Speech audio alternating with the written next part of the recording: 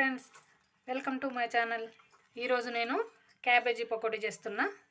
ఒకే ఒక రకం పిండితోటి సింపుల్గా పొడి పొడిగా ఉండే విధంగా, ముద్దలు కాకుండా పొడి పొడిగా ఉండే విధంగా నేను క్యాబేజీ పకోడీ చేసి చూపెడతాను. ఇది అన్నంలోకి కూడా తినొచ్చు, అన్నంలోకి కూడా బాగా టేస్టీగా ఉంటుంది. బయట రెస్టారెంట్లో దొరికే విధంగా నేను చేసి చూపెడతాను.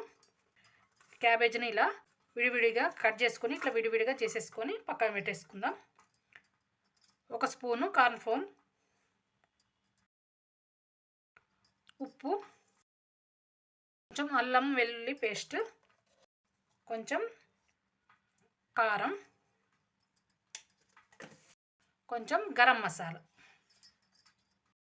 అంతేనండి, సింపుల్గా దీన్ని మొత్తము మనం దీంట్లో క్యాబేజీలో కొంచెం వాటర్ ఉంటుంది కదా, ఈ వాటర్ తోటే దీంట్లో మనం ఉప్పు వాటర్ తగిలేసరికి ఉప్పు కొంచెం కరిగినట్టు అవుతుంది. ఇలా మొత్తం కలిపేసుకోవాలి. ఇలా మొత్తం కలిసేలా క్యాబేజీ మొత్తానికి ఉప్పు కారము పట్టేలాగా కొంచెం కలిపేసుకుందాము. ఇలా మొత్తము కలిసేలా కలుపుకోవాలి.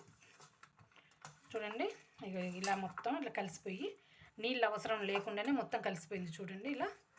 ఇప్పుడు దీన్ని మనం పకోడీలాగా నూనెలో వేసేసుకుంటే అయిపోతుంది. సింపుల్గా ఈజీగా పొడి పొడిగా వచ్చేస్తుంది. ఇలా చేసుకుంటే మనకు పొడి పొడిగా ఉంటుంది.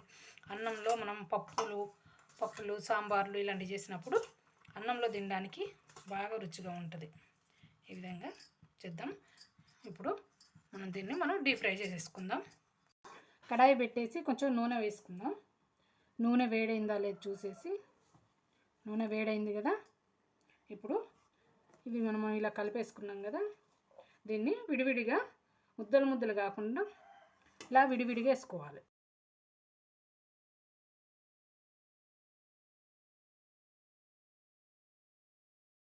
ఇలా విడివిడిగా వేసుకుంటే పొడి పొడిగా వస్తుంది. పొడి పొడిగా ఉంటే రుచి ఎక్కువ ఉంటుంది. మొత్తం డీప్ ఫ్రై అయ్యేదాకా మనము వేపుకోవాలి. క్యాబేజీలో ఉండే పచ్చిదనం మొత్తం పోతే అప్పుడు మనం కరకరలాడుతుంది, టేస్టీగా ఉంటుంది.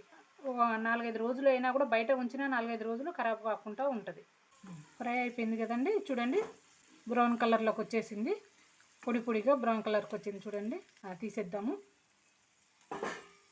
చూడండి, ఇలా పొడి పొడిగా విడివిడిగా వచ్చేసింది కదా. ఇలా విడివిడిగా వస్తే పకోడీలాగా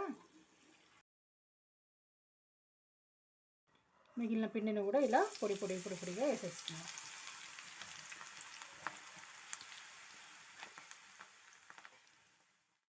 ఫ్రై అయిపోయింది కదండి. చూడండి, పొడి పొడిగా బ్రౌన్ కలర్కి వచ్చింది. చూడండి, తీసేద్దాము. పచ్చిమిర్చి ఒక 4 ఇదే నూనెలో వేసుకోవాలి.